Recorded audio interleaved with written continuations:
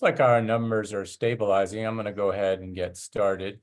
I'm Dave Corbis. I'm the Wind Grid Integration Lead here at the National Renewable Energy Lab. Really wanted to thank you today for coming to the Atlantic Offshore Wind Transmission Study webinar. I was one of the co-leads along with Greg Brinkman, who you'll be introduced shortly, and he'll be giving the presentation, a technical presentation today. This is a joint project with National Renewable Energy Lab and Pacific Northwest National Labs, PNNL, and it was funded by the Department of Energy's Wind Energy Technologies Office. Jan Fu was the technical lead at DOE for this. She can't be here today. And Alyssa Baker is in DOE's Grid Deployment Office, and she'll be joining us a little bit later. And she'll talk a little bit, just briefly, about the Atlantic Offshore Wind Action Plan. We have some directions in the Q&A. So we're going to use the Q&A and not the chat. And Teams, it would be chat, but here we're on Zoom Q&A. So put your questions there. We really want you to reach out with questions. We're looking forward to answering those. And so we'll take those questions and curate them as we go along. We'll take little breaks in between sections to address your questions. So really looking forward to those. So without further ado, again, wanted to thank you so much for participating today. Very exciting study. And the team is all here so we can answer all your questions. And without further ado, I'll pass it on to Greg Brinkman, who will be the technical lead and the PI for the study.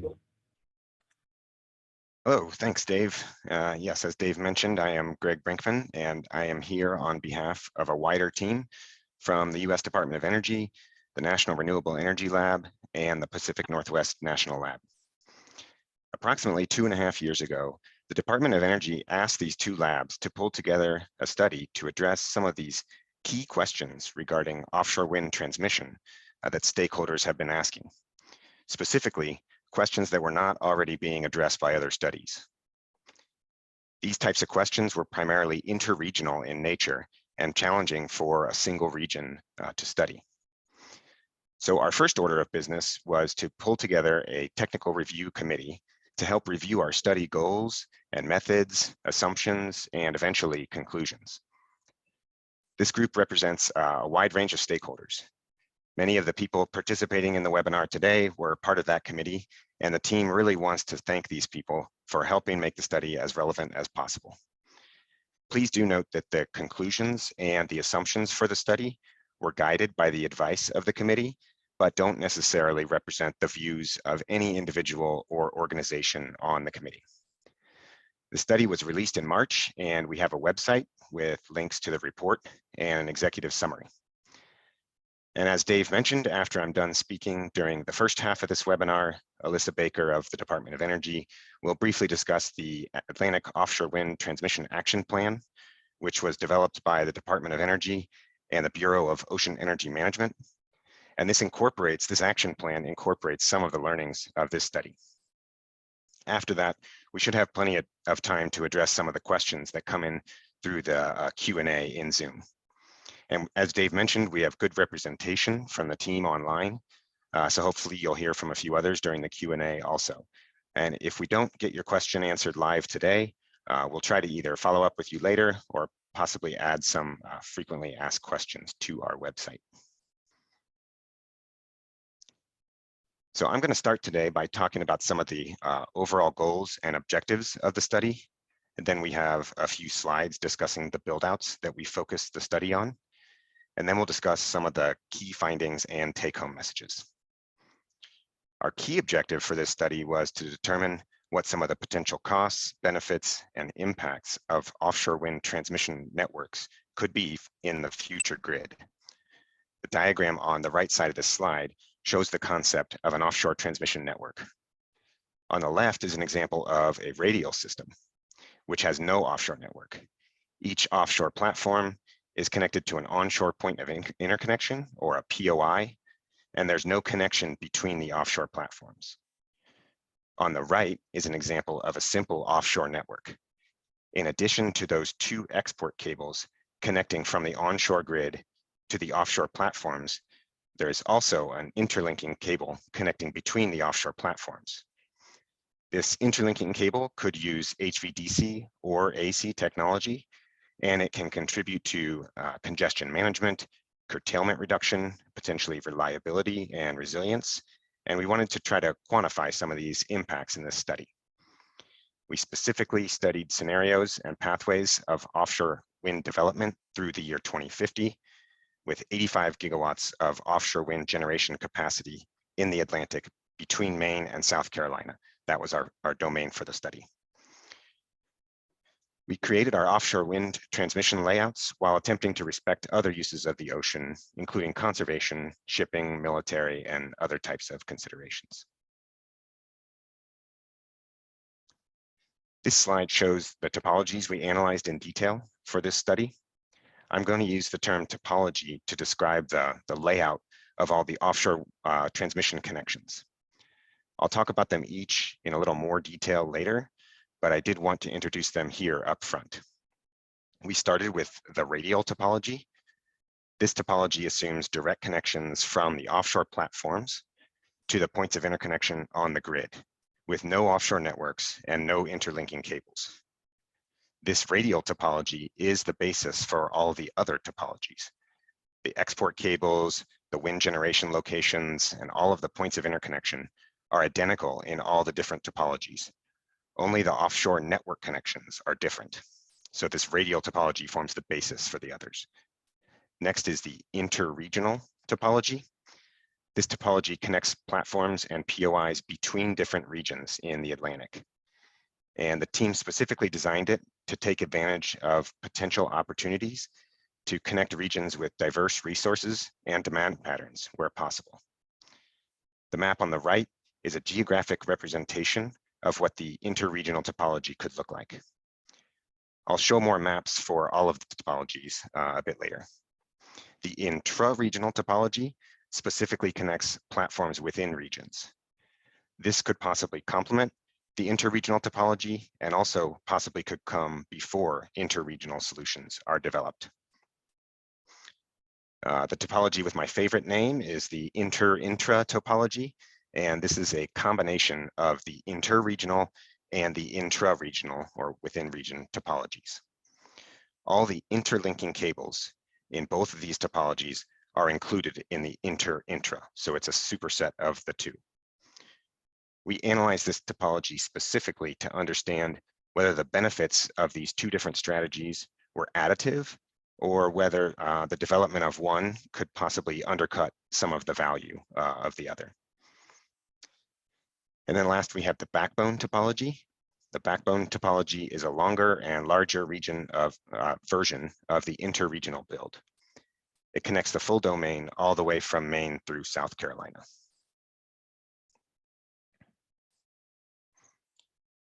In addition to our key objective, we used a variety of models to address more specific questions. We performed a bottom-up analysis of offshore substation and cable costs to understand the potential cost of these interlinking topologies.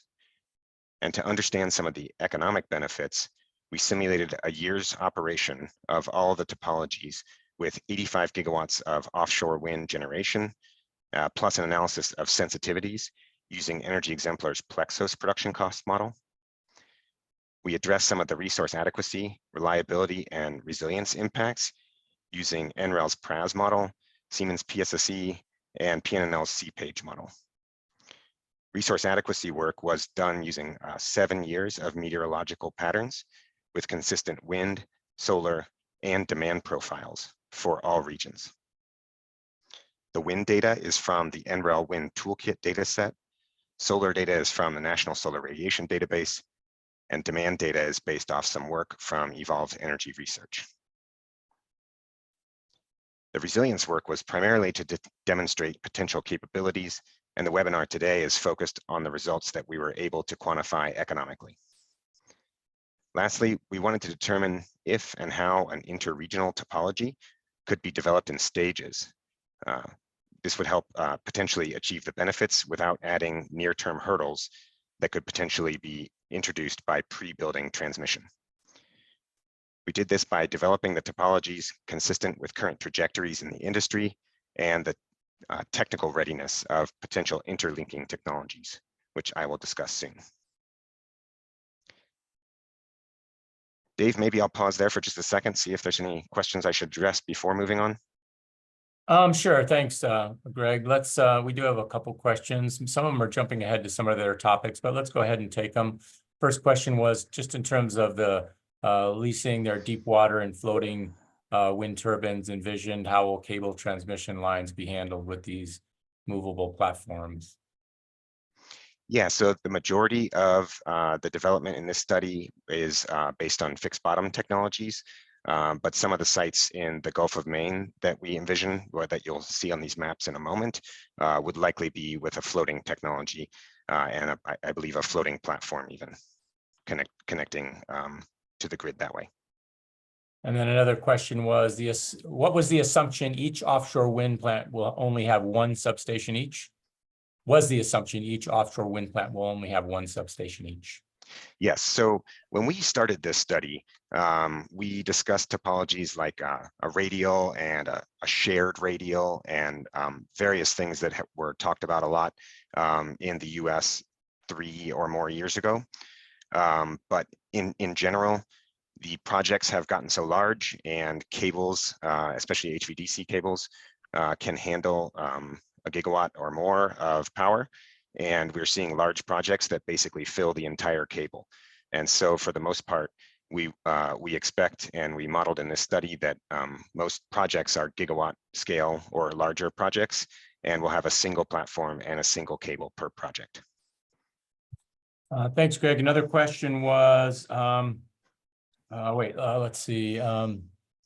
I understand that 345 kV connecting structures are the target for areas with 230 volt voltage. Will upgrades be needed in equipment in order to line offshore wind power lines to existing infrastructure? Yeah, there will be various different technologies needed to interconnect the offshore wind onto the onshore grid, with a lot of the AC cables being developed right now being at 220 kV. When they land on the grid onshore, they would likely be the voltage transformed up potentially to 345 kV, or in the case of HVDC, you'll have an HVDC converter station on the onshore grid. Great. Thanks, Greg. Let's keep moving. We'll take a couple more questions in a moment. Sounds good. So yeah, I wanted to cover some of the key caveats and discuss what this study is and what this study is not. It is intended to be a big picture analysis of the operation economics and some of the reliability implications of the different offshore networking strategies we've discussed. It is not an interconnection study or a comprehensive reliability analysis. We are focused on long-term futures through the year 2050, focused on offshore wind and offshore transmission, and not intending to fully analyze the future grid, especially the impacts of demand increases from electrification. We have a focus area in the Atlantic from Maine through South Carolina. And I should mention here, because we get this question a lot, while the Canadian grid is relevant to the questions being asked, and we included Canada in our grid modeling, we didn't consider any offshore interlinks with Canada. And while we performed a general cable routing analysis, it does not have the same level of detail or comprehensiveness needed for a siting or permitting study. The study is not a suggestion or prescription for specific interlinks or specific points of interconnection on the grid. It's not a suggestion or prescription. It's an illustrative comparison of the philosophies of these different offshore transmission networking strategies. Greg, one question. You mentioned some of the things this study is not here. Can you point folks to any relevant related work? Yes, as I mentioned, there's a lot of work going on in this space in general, and this study was being kind of scoped to address some specific interregional questions. But in all of the relevant regions, there's various pieces of work going on right now, studying long-term futures, studying transmission expansion to those long-term futures, studying offshore wind. So there's a variety of different studies going on. I will mention a few things going on within the sort of DOE umbrella as we go forward. And also wanted to draw your attention to an Iowa State, Clemson, and Tufts study that's also going on and has an interregional flavor to it. And we believe our study is pretty complementary to that study. So, yeah, just wanted to flag a couple of those things. Great, and great questions. Keep them coming in. A couple of the questions will be covered in future slides, so I might wait for some of those questions till Greg touches on those topics. Thanks, Dave. Next, I'll talk about some of the scenario and topology design work that we used to set up the study for a more detailed analysis. This work was used to create a set of future grid states to compare using more detailed transmission models, focused primarily on 2050 and the full development of these topologies. Offshore wind can play a key role in helping Atlantic states achieve a low carbon future grid. We simulated 2 grid scenarios for the year through the year 2050 using the NREL Reeds capacity expansion model. The graphs at the bottom of this slide show the fraction of generation in 2050 coming from the various technologies, and offshore wind is in the dark blue at the bottom. On the left, we have a business as usual scenario, and on the right is a low carbon scenario. In the low carbon scenario, we see 85 gigawatts of offshore wind deployment in the Atlantic, representing 20 to 40% or more of generation in the Atlantic states of PJM, New York ISO, and ISO New England. To study the offshore wind topologies in more detail, we translated the 2050 capacity build-out from the low carbon scenario into more detailed transmission models to understand the impacts of these offshore wind, offshore network topologies in more detail.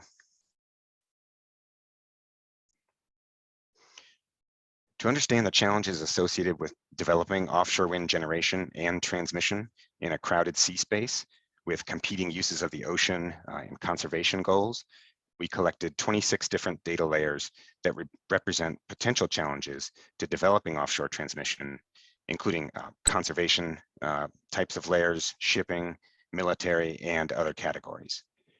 We considered a similar but not identical list of siting layers for offshore wind generation. We assigned varying levels of friction or exclusion to locations based on these siting challenges, and we created hypothetical cable routes based on an automated method that avoids the exclusions and the higher levels of friction where possible. The friction values that we applied to given layers were based on discussions with stakeholders and experts. When doing the routing, for example, going 4 miles through a friction level 1 is similar to going 1 mile through a friction level 4. And the method basically tries to find the path of least resistance. The map on the right shows a geographic depiction of the resulting friction and exclusion layers for transmission based on all the layers for the entire domain. The black areas are exclusions, and the varying shades of orangish, yellowish, red show the varying levels of total friction in each grid cell, with the darker colors representing more friction. We made path routes connecting each of the feasible offshore generation locations with each pre-identified point of interconnection onshore. And this superset of all the routes was used for comparisons in the topology design stage, which I'll mention in a moment here. This process, again, is not a substitute for a siting study or a real permitting process, but it can help us identify some of the key challenges and possible major barriers that could prevent or make offshore transmission development challenging.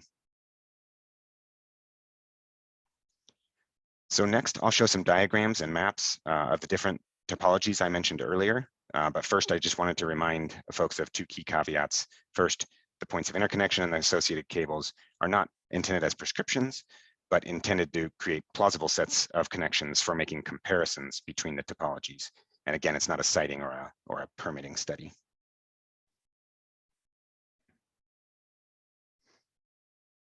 This map shows the radial topology with 85 gigawatts of offshore. Oh, I see you, Dave. Should I? Yeah, I just had a quick question, Greg. Is 85 gigawatts a limit to the amount of wind that is technically or economically developable in the Atlantic? Yep. Oh, sorry, I'm not answering yes to your question. I'm hearing your question. We do not believe that 85 gigawatts is any sort of limit. We felt that it was the models showed that it was a potentially feasible quantity, and it was a useful and interesting amount of offshore wind to use to study offshore transmission.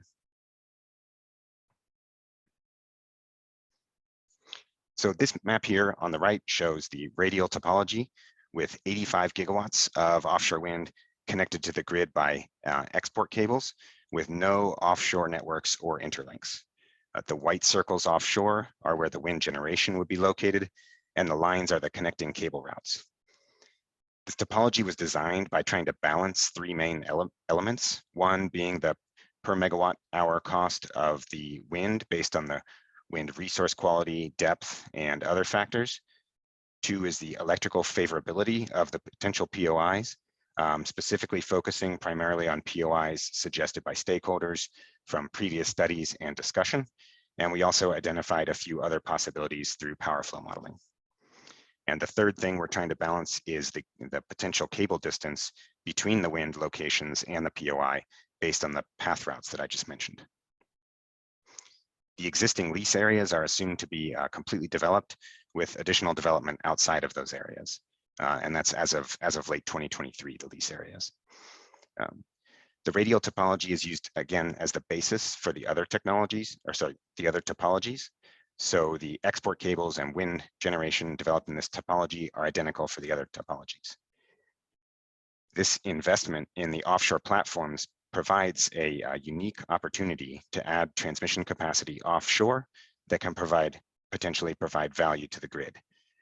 These platforms in the ocean have the potential to be interlinked with AC or DC technologies, and it may have lower costs and or permitting challenges compared to transmission expansion onshore. To design the other topologies, we performed some initial grid modeling and analyzed some of the price differences between the points of interconnection to understand the potential value of interlinking different platforms. And this helped us design the interregional topology, which I'll show on the next slide right after Dave is asking. Greg, yeah, I missed a couple questions on the previous slide. One was there were a number of black areas on the shelf break, signifying no-go zones. Why was that? Yeah, I believe those are mostly canyons and steep slopes coming from the shelf down to the deeper waters. So it's basically challengingly steep and possibly environmentally challenging to go through those. And the red lines on the map, are they shipping lanes? These are parts of the shipping lanes. Yep, there's various Okay. types of shipping obstructions, and most of these red things you see here are parts of those shipping lanes. And the question on how were the on-site POIs identified? Yeah, that was primarily from previous work. So we tried to mine as many studies as we could from New England, New York, PJM, Carolinas to find potential POIs. And we did some additional power flow modeling and discussions with stakeholders and looking at maps to identify a few others. And was data from the Department of Defense included as part of the 26 data layers? Yes, we have some Department of Defense layers in there.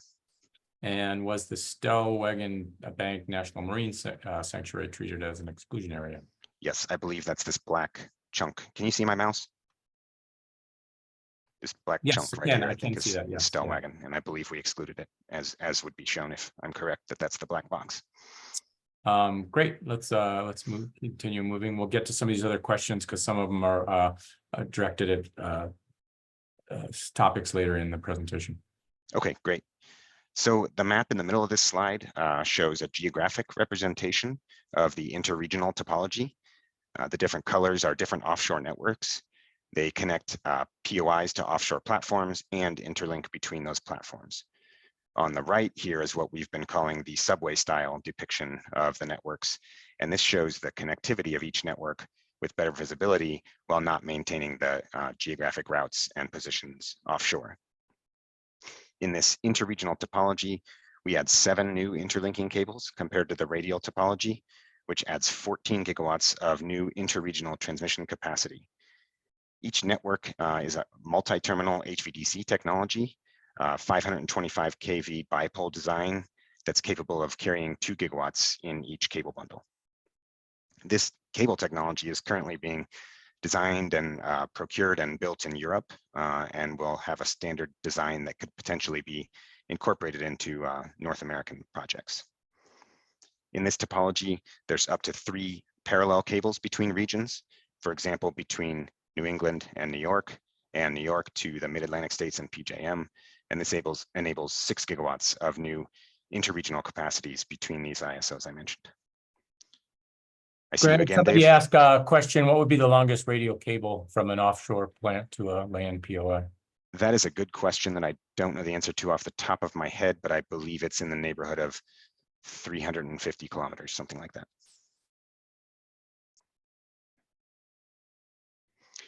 So that's the interregional topology. Next, I'll show the intra-regional topology. This topology considers only within region connections. So it can't take advantage of as much of the price and resource and load diversity as the interregional topology. However, many of the connections are shorter and lower cost. This topology is inspired by some of the concepts that are at various stages of implementation in different states, including New York's mesh-ready concept, New Jersey's offshore transmission network, and several proposals in New England. And all of the within region interlinks here are AC connections between the platforms, similar to New York and New Jersey concepts, except in ISO New England, where the existing proposals have considered multi-terminal HVDC. And so that's what we used for the New England connections. And that's similar to the interregional topology. Also wanted to note that the intra topology includes all of the interlinking cables from the interregional and the intra-regional combined. Then the last topology is the backbone topology. This topology includes a connection that spans the entire domain. It's the pink connection on this map from Maine through South Carolina. And this topology starts with the interregional and adds this new corridor and also connects to 2 of the interregional networks along the way. Although the additional cable is very long, which incurs significant costs, it also connects very diverse grid locations, which could help maximize the benefits of this additional cable. This topology has up to 4 parallel cables in the water, which would allow for up to 8 gigawatts of north-south transfer capacity between some of the regions. Greg, just a quick question. Yes. Are the radial links bidirectional? The radial links for most of our scenarios are assumed to be bidirectional.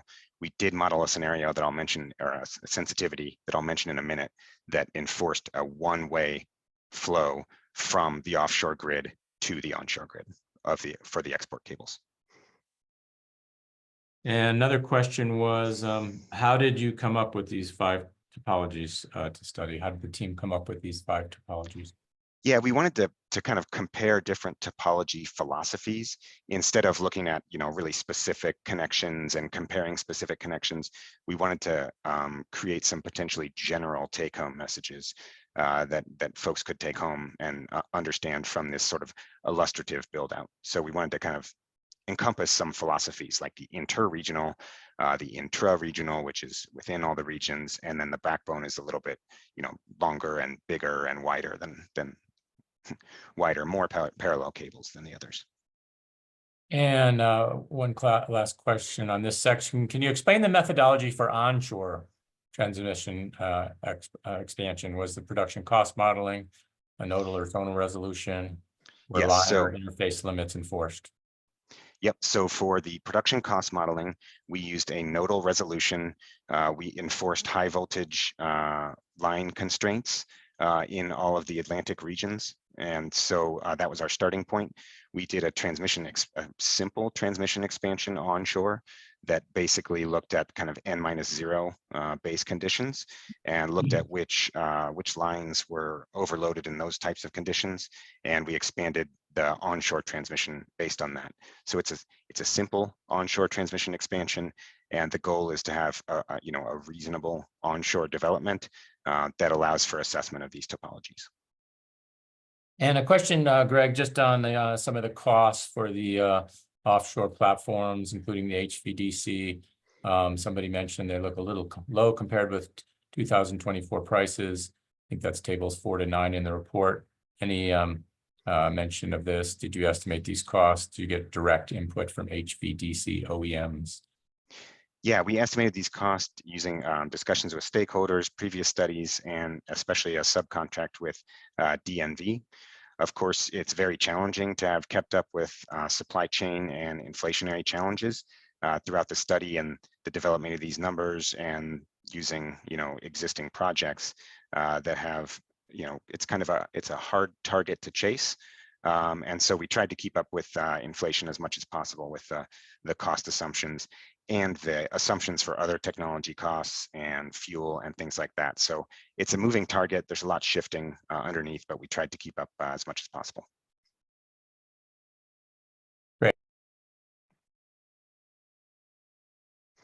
Great. So up to this point, I've mostly been describing our scenario and topology design, but next we'll talk a little bit more about the results of our detailed analyses and some of our key findings from the production cost, resource adequacy, and economic models.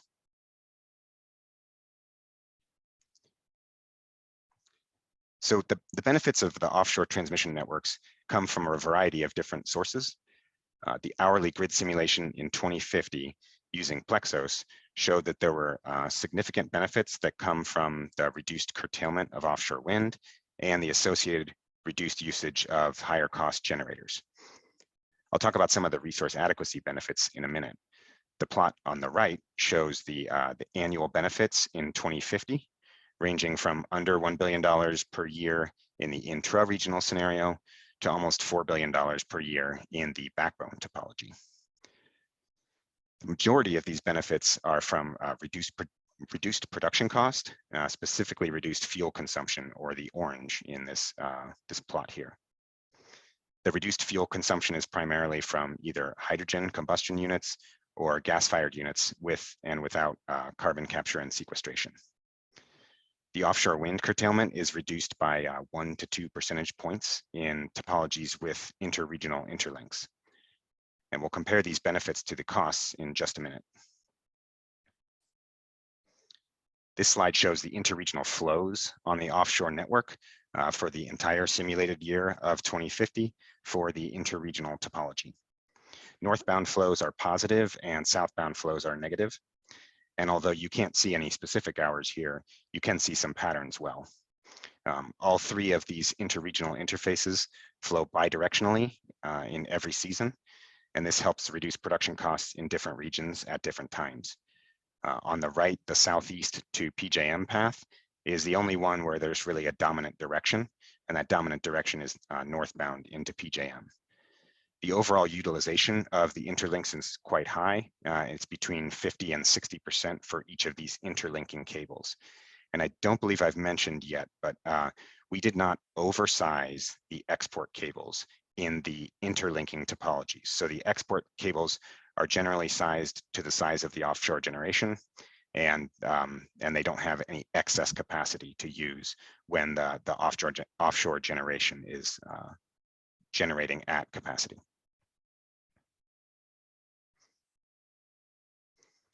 This slide compares the benefits of the offshore of the topologies to the additional costs of the topologies. The benefits outweigh the costs by a ratio of more than 2 to 1 for all the topologies. The table on the right here shows the annual net benefits, which is the benefits minus the annualized cost, and the benefit to cost ratio. So the topologies with the interregional interlinks, which includes both the interregional, the intra, and the backbone, those have the highest net benefit and benefit to cost ratios. And although the intra-regional philosophy has the lowest net value and the lowest benefit to cost ratio, its benefits still outweigh costs by more than 2 to 1, which is substantial.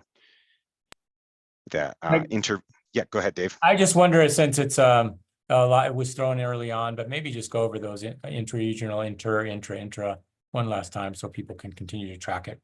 Yep, intra-regional is within region, so the connections are all within a given ISO, RTO, or region. The inter-regional, all the connections are between regions. The intra is the smash together of those two, all of the same interlinks, and then the backbone is the longer reaching one. So all three of these bottom topologies, they all have some interregional interlinks, and those are the ones that have the biggest values and the biggest benefit to cost ratios. But as I mentioned, the intra-regional still has a notable benefit to cost ratio. And one other thing to flag here is that the inter-regional and intra-regional philosophies are mostly, but not fully additive, showing that these two types of philosophies could potentially be mixed. And although the additional cable in the backbone topology is very long and likely to have substantial costs, the benefit to cost ratio is only a little bit smaller than for the inter-regional topology, and the net value is significantly higher.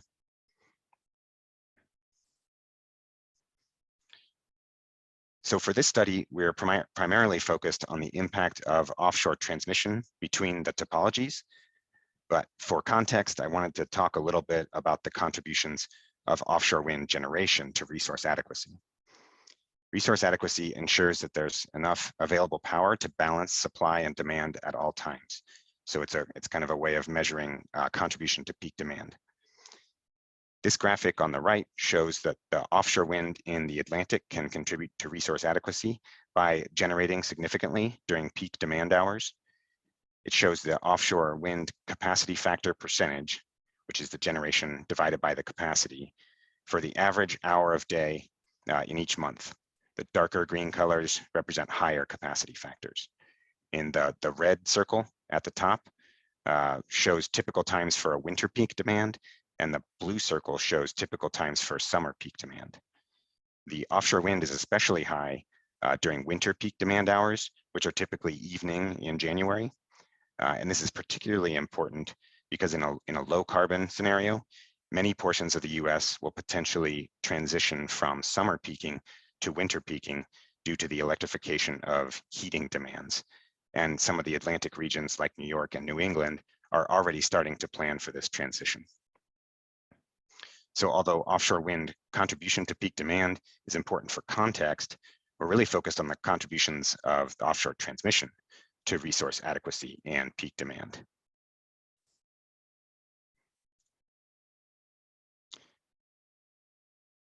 So we used a probabilistic model to quantify how some of the network topologies can contribute to resource adequacy. We used the NREL PRAS model to simulate random outages for thermal generation and 7 years of meteorological profiles to understand how this supply, demand, and transmission can balance during these years of operations. To quantify the changes in resource adequacy loss of load metrics in capacity terms, we estimated the equivalent firm capacity of the transmission. The equivalent firm capacity is the quantity of a hypothetical perfect generator that has 0 outage rates that would be required to maintain identical resource adequacy metrics with and without the offshore transmission added to the system. The table on the right shows that in the topologies with interregional interlinks, the equivalent firm capacity of those interlinks is between 4 and 6 gigawatts. And this is in the interregional, in the topologies that have interregional interlinks. And this is compared to 14 to 21 gigawatts of interregional transmission capacity. So you're building 14 to 21 gigawatts of capacity, and it has an equivalent firm capacity of 4 to 6 gigawatts. And the largest benefit happens when regions that peak in the summer and regions that peak in the winter can be connected. Note that interregional markets to quantify or compensate this resource adequacy benefit from transmission and resource diversity don't really exist today. So this is a potential benefit that is not currently compensated in the market. So after seeing the benefit to cost ratios larger than 2 for all of the topologies, we wanted to do some analysis to understand how robust these conclusions are to various assumptions. And we focused this analysis on the interregional topology. We designed a set of sensitivities that would vary key assumptions that we felt were important and interesting and could have an impact on the result. Note that the cost benefit ratio graph on the right is showing only the production cost benefit because we don't have all of these sensitivities. We didn't model them all in the resource adequacy PRAS model. Even without considering resource adequacy though, all the benefit to cost ratios are above 1.2. On the far left, in the black, is the core interregional scenario or topology. And next is the onshore extension sensitivity.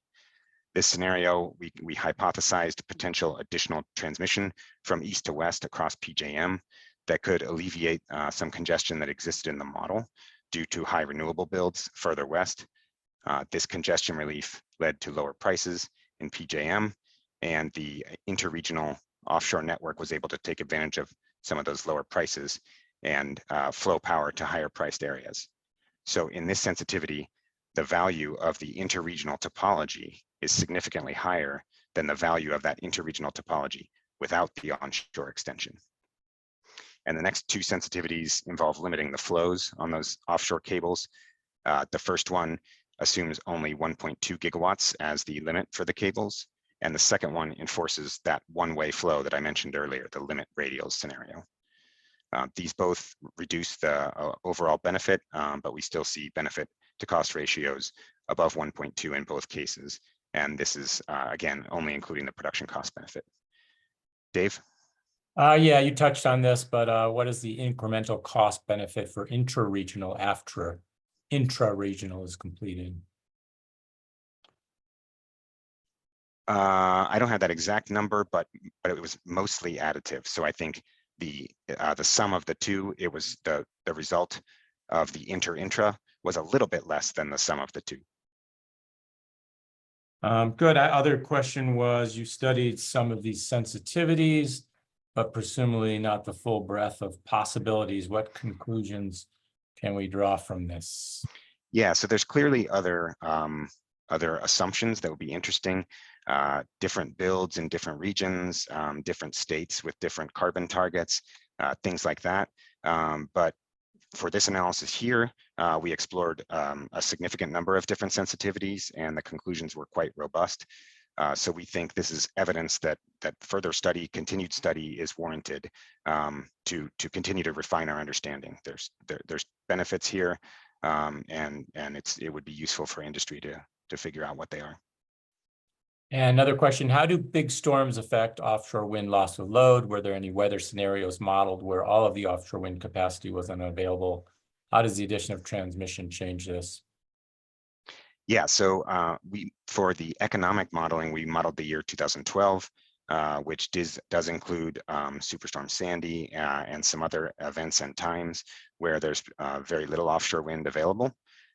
Specifically for Sandy, this is a time when demand was relatively low overall because a lot of customers were out of power.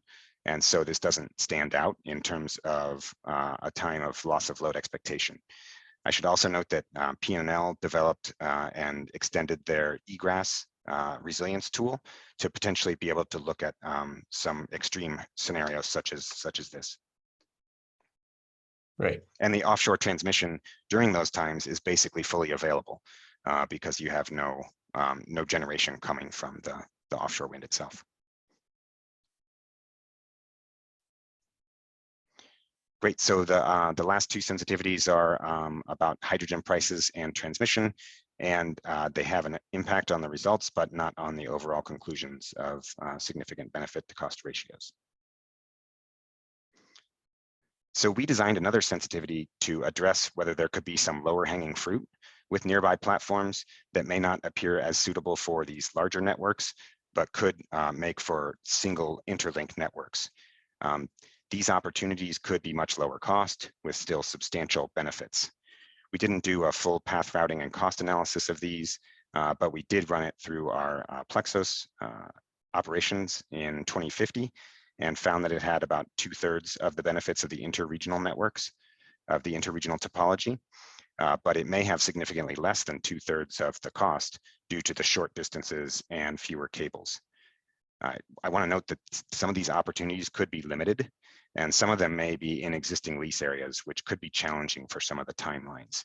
So future work can help address whether this low-hanging fruit, how available it might be for future interlinking. So we focused the bulk of our detailed analysis on the year 2050, when offshore wind deployment could be significant and there are plenty of opportunities for significant offshore transmission development. We also wanted to hypothesize a feasible pathway to get to 2050. These subway style maps here show a potential way the interregional topology could be developed. We assumed that the multi-terminal HVDC technologies wouldn't be available for development in wind areas that would be developed by the year 2030, but we assume that they would be available by 2035.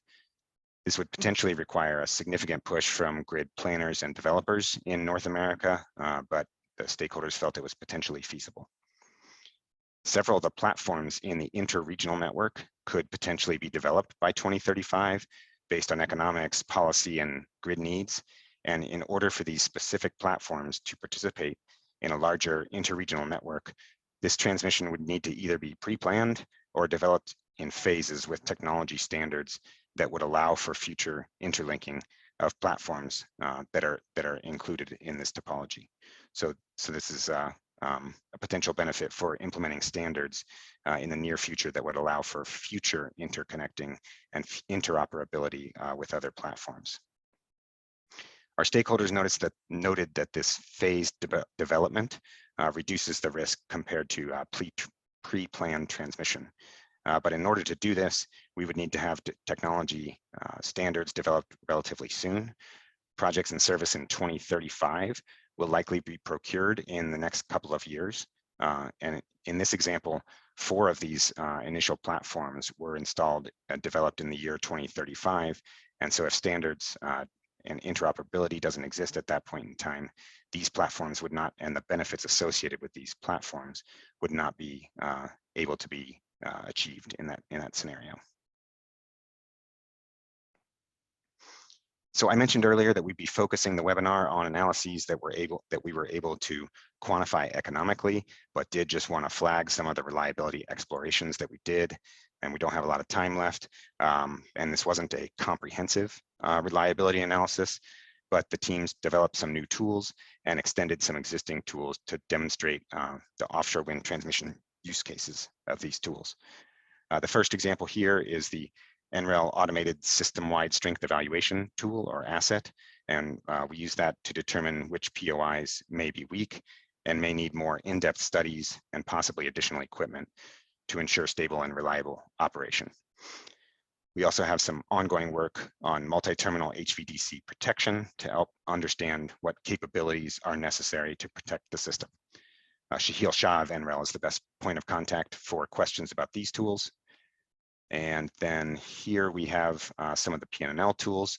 PNNL used the Offshore Wind Integration Tool, or OSWIT, and the Chronological AC Power Flow Automated Generation Tool, or CPAGE, to prepare some power flow cases, and the eGRASS tool that I mentioned earlier to demonstrate the concept of grid resilience modeling in a hurricane use case. And PNNL also used a multi-terminal HVDC redispatch tool to demonstrate how potentially multi-terminal networks could help mitigate contingencies, either on or offshore contingencies. And Bharat Vyakranam of PNNL is the best point of contact for these tools. So for future work, this study helps demonstrate some of the potential value of interlinking offshore networks, especially interregional networks. Continued analysis and study and refining of assumptions will be important in determining more details about what types of networks might make the best investments. As I mentioned earlier, the entire landscape of the grid is evolving quickly with a rapidly changing generation fleet, and industry changes in the offshore wind space are particularly rapid. Additional considerations on changes to market structures and cost allocation and things like that will be necessary to capture all or most of these benefits. But this analysis did show that the benefits could be substantial, and further study by system operators and others is potentially warranted. In addition to these types of potential studies, the Department of Energy is funding several relevant projects, including the National Transmission Planning Study and several projects on HVDC technology and standards. So with that, I just wanted to thank you so much for your time and attention. We have some contact information up here. In addition to the questions in the Q&A or contacting us by email, I will be at the Oceanic Network International Partnering Forum in New Orleans in a few weeks, and several other folks from DOE, NREL, and the PNNL teams will also be there. That'd be a great time to connect and discuss, and we'll be discussing the study several times there. And I also wanted to flag some similar ongoing work on the West Coast that is being led by Travis Duville of PNNL. And I don't have his contact information on this slide, but any of us can put you in touch with Travis.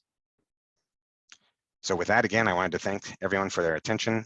And we have a few more Dave, questions, Greg, if you want to take a couple more, and then I think we have time for Alyssa at the end. Okay. One was, why was this type of study not done prior to offshore wind leasing? How feasible is this type of transmission backbone, now that there are a whole bunch of individual export cables from lease areas? Yeah, that's a good question. Some of the analysis we did shows that these different types of philosophies can coexist. We can have radial connections, we can have a backbone, we can have interregional and intra-regional. Just because we've developed some with the radial philosophy doesn't mean we can't push towards other types of philosophies after that. And for this study, we assumed that anything developed by 2030 was basically untouchable for interregional interlinks because of the technology availability in 2030. The multi-terminal HVDC is not really available at that point in time, as those projects are basically already procured.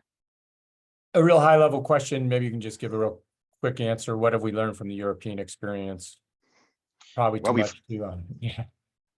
Yeah, we've learned a lot from the European experience. I mean, one thing that that a lot of the topologies are based on here is that 525 kV bipole technology, and there's a standard for that cable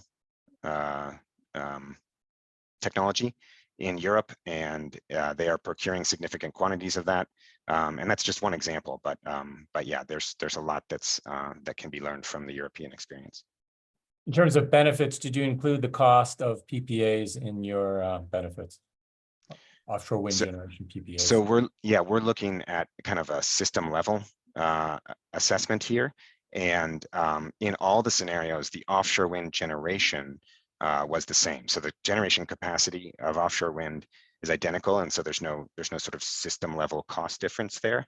But there will be impacts on PPAs and on contracts of this type of interlinking, as all of a sudden, potentially wind generators will be available to able to inject power to different locations on the grid. And so there's definitely going to be contract and market impacts of this, and that remains important for future study. Another quick one, did NREL consider the actual bathymetry in these regions, and if the cables could be laid, et cetera? Are there yes, that was one of our yeah. That was one of our data layers. We're looking at, in addition to overall depth, we're looking at slope and canyons and whether they're in canyons. So there's a number of bathymetric parameters that were important for siting, and we did avoid some of the more challenging bathymetric situations. And are you able to conduct an optimization run and let the model select the cable routes and POI instead of prescribing them via your topologies? Yes, so we do have a tool that can optimize between POI suitability and cable distance, and we did run that tool. It is subject to our assumptions, so we have to know, how favorable electrically is this point of interconnection, and our tool is really more to select between routes and offshore generation sites and POIs within a specific subset of pre-identified POIs. So that's a big limitation compared to what you're asking as to whether there could be a total system-wide optimization. And maybe we'll take one more. We had a couple questions. Did you consider energy storage with the wind plants? We considered energy storage with the system, and in a lot of cases, there ended up being energy storage near both solar and offshore wind, and potentially offshore wind injections. Great. Now I want to apologize. We got to almost all the questions, but we didn't get to a couple of them. So we'll follow up with the individuals, and some of these questions were addressed in the chat to the individual question folks that asked the question. So with that, yeah, I think we're done with the question wrap up, Greg, and maybe we'll move on to Alyssa if you want to make that segue. Yeah, sure. So Alyssa, I'd like to invite you to come speak a little bit to the Atlantic Offshore Wind Transmission Action Plan. Yeah, excellent. Thank you for Okay, having definitely. me. I don't know if you want to get into presenter mode for that, but I just wanted to take a quick second just to kind of plug the sister publication, if you will, to this phenomenal study that you guys have been listening about today. The action plan's vision was really, how do we take this immense body of technical work, this fabulous plan, and like lay out what steps will actually get us there, or what steps may help us get there, because it's a lot of work and it's ambitious. And as we know, transmission touches a lot of different sectors, a lot of different stakeholders and decision makers. And there's a lot of pieces that will have to go in place for us to do something this ambitious. So, you know, the action plan, there's a QR code. You're welcome to read it. I'd be happy to answer any questions about it later. You can follow up with me, but, you know, there's a broad span of topics. We look at things like immediate needs, near-term needs, midterm needs, and sustaining actions, which are kind of just best practices over time. But looking at, you know, who do we need to get in a room together? What are the standards we need to develop? What is the R&D that may be needed to support this? What are the individual policies that can help us enable this planning? Next slide, please. And how it came to be, a lot of good ideas that I stole probably from a lot of folks on this call. If you participated in some of our other workshops or events on the Atlantic, a lot of different data fed into this to help DOE and BOEM form these recommendations. So we feel pretty solid about them, but we're always taking input, especially as, like Greg mentioned, there's a study on the West Coast, which means there's also a convening happening on the West Coast. And eventually we'd love to publish some action plan recommendations as well. How do we get through the process to actually develop something there? So would love to engage with you more, but I will turn it back to our lovely NREL hosts to close this out for the day. Thank you. And Alyssa, you will also be at the Oceanic International Partnering Forum also, right? Absolutely. Would be happy to connect with folks there. Yeah, running a session on Monday. Mm-hmm. Great. Well, thanks so much, Alyssa. Dave, do you want to wrap us up? Sure. I just really want to thank everybody. We had great questions today. We got to almost all of them. If we didn't get to yours, we'll follow up with you. Download the study, read it, continue to engage with us, continue to engage with the Department of Energy. Again, this is part of a larger body of work going forward. So really excited to have you participate today. And thank you again so much. And thanks to the Department of Energy and to PNNL and to the NREL team.